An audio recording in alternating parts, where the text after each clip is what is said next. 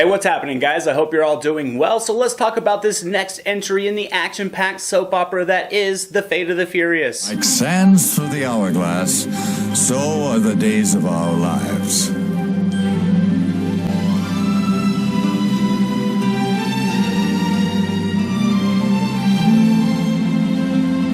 The Fate of the Furious is directed by F. Gary Gray. It brings back all the familiar faces: Diesel, Johnson, Statham, Rodriguez, Ludacris, Tyrese, as well as getting more screen time from Kurt Russell and the newly added Charlize Theron. Now, before diving into my thoughts on this movie, I will say that I actually love this franchise. There have been some hit and miss titles over the years, but I mean, this franchise has really grown from small-scale street racing films to full-on international heist films, and it has been a fun ride. And I will admit, I do miss that street racing element that the first few films wholeheartedly embraced, but you know, things have to change over time, and this franchise certainly has had fun with that. I mean, you can say what you want about these movies, you can be critical of the acting and the dialogue and the absurdity of it all, and no one will try to argue that with you, but despite all that, this franchise has turned that ridiculousness into pure fun, and for their shortcomings, the adventure that these movies deliver make them worth a watch. Now, I was very curious how this franchise was going to continue on without Paul Walker. I honestly thought the seventh film would have been fitting into this series, but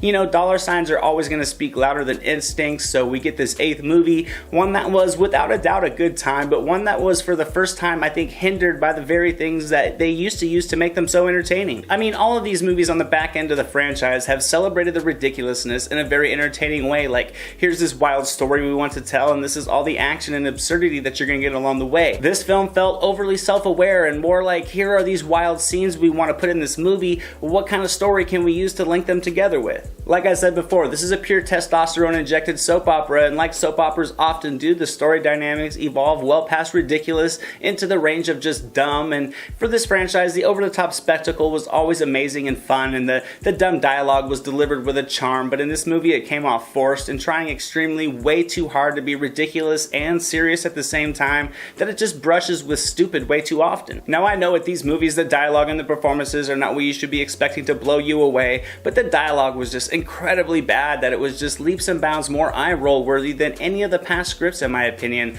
The lines were just well past campy into just laughably bad, and I mean, the performances do add a charisma to them at times. There were many moments that do land, but there were also many moments that will just have you laughing at this movie and not along with it, like The Clear Intention. You know, but like I said, with some well-known cast members and all the familiar faces, many of them do make the most out of it. But we get all the usual explanations from Ludacris, the screaming and yelling from Tyrese, and Vin Diesel coming in and out of actually looking like he's trying in some scenes and coming off as being completely amused by himself in others. And let's not really try to digest the story. It is not needed. This plotline was simply ridiculous. It's a go-between for the action. It's the usual, we need to get the team together to save the world scenario with one major twist, but I mean, it serves its purpose for keeping the pace moving, but it does add some near idiotic twists and layers that were laughable and dumb even for soap opera standards, but we will get into that more in the spoiler review that I'm going to talk about with you guys later. I thought Charlize Theron was a very capable villain in this story. She makes the material work and she feels natural in the role of the antagonist, and certainly makes a great addition to this movie overall, as well as injecting a bit of credibility into just the basically generic character that she's portraying. But in regards to the performances as a whole, I will say in a film that's in its 8th installment, without the newer characters, the entire movie would have felt incredibly stale. The older cast members felt like they were all just going through the motions, and it was easily the performances of Johnson, Theron, Russell, and Statham that really carry this movie along. I thought Johnson and Statham were both great in this movie. They deliver some fantastic scenes both in the action department and with some humorous moments.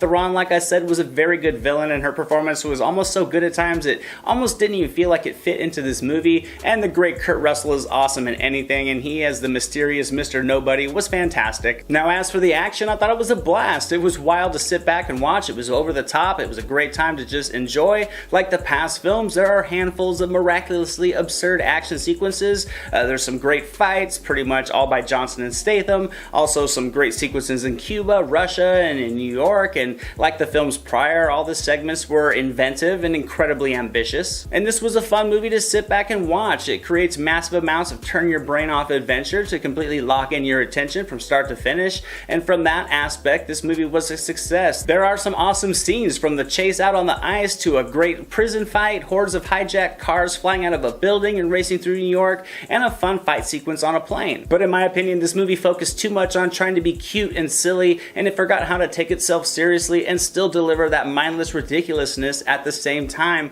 and that small change to me resulted to a big difference on screen. There were also some minor issues with the cinematography. Now, I thought all the chase sequences and the general action shots were all very well done and they were stunning to watch, but when it came down to the fight sequences, that evil over-editing bug crept in like it often does. There were some wild scenes from Jason Statham in particular that could have been much more compelling had the editing just tamed the cuts down a little bit. If the camera could have pulled out a little bit, let the performers work through their moves, and maybe wrapped around for some panning shots more than just cutting the various angles in such a quick succession, the flow on screen would have been much more adrenaline pumping. But I mean, with so many other things happening throughout this film, it doesn't hinder it too much. The horrendous dialogue does that all on its own, yet it does create many unintentional laughs, I guess, and overall I'm going to give The Fate of the Furious a B-.